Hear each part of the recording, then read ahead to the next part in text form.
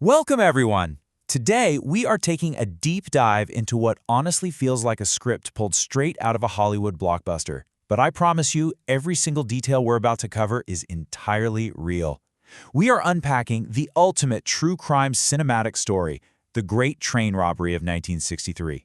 Get ready, because we're going to break down exactly how a group of criminals pulled off the heist of the century, and precisely how the whole shebang spectacularly unraveled. So how did a gang steal millions from a moving train without firing a single bullet? I mean, it sounds literally impossible, right? Well, back in August 1963, a dark, quiet night on the tracks between Glasgow and London became the stage for one of the most audacious, suspenseful, and meticulously planned robberies in history. But, to really understand the gravity of what happened, we first have to understand the stakes. Okay, let's dive into this.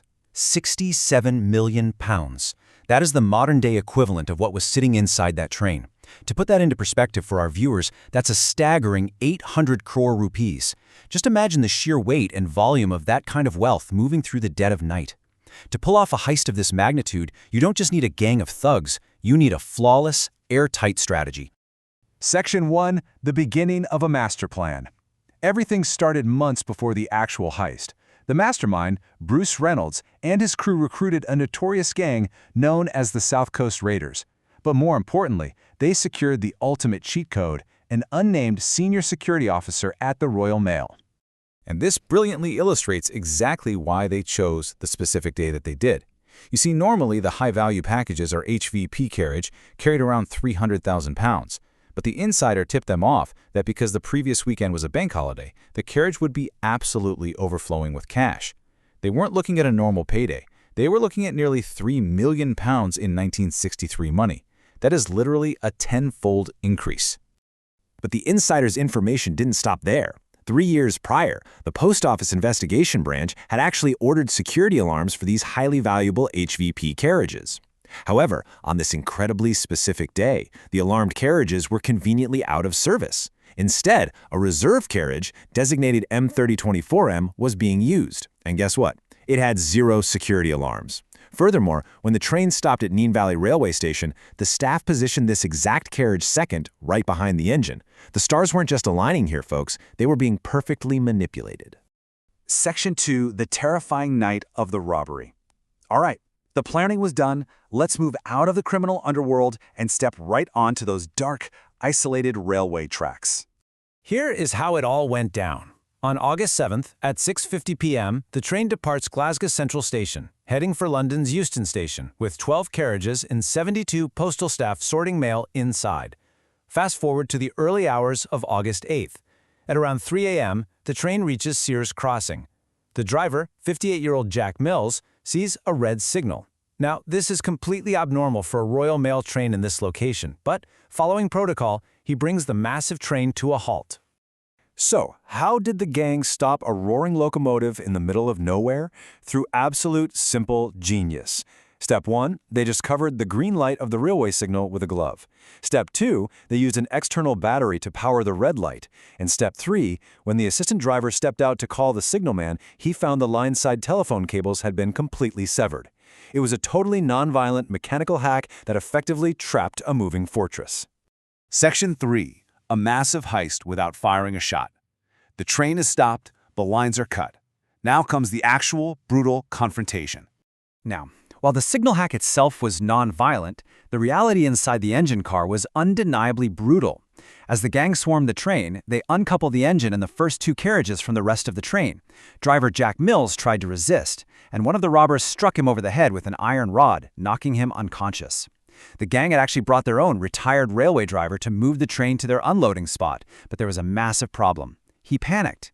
He just didn't know how to operate this specific engine. So the gang was forced to revive a bleeding Jack Mills and actually force him to drive the train 1 kilometer down the track to Bridego Bridge. Now, what's really interesting about this slide is the sheer logistics of moving this much physical money. It is absolutely staggering. The gang burst into the HPV carriage, overpowered the 5 staff members, tied them up, and got straight to work. They had a strict 15-minute time limit. Waiting below them on the road was an Austin Lodestar truck. Forming a human chain, they moved 120 out of 128 sacks of cash, leaving 8 behind simply because they ran out of time. We are literally talking about 1, 5, and 10 shilling notes weighing a total of 2.5 tons.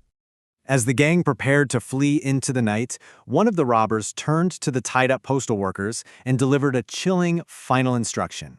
Don't try to get up for 30 minutes, or you'll lose your lives. Now, that obviously sounded incredibly intimidating in the moment, but that specific time frame, 30 minutes, would eventually become the key to their entire undoing. Section 4. A small, massive mistake. The heist was successful, and the gang retreated about 43 kilometers away to their hideout, Leather Slade Farmhouse, using 2 decoy Land Rovers with the plates BMG 757. They thought they were totally safe. Back at the hideout, the atmosphere was, of course, jubilant. I mean, they had pulled it off. But remember that 30-minute threat? Well, while listening to police VHF radios, the gang realized something terrifying.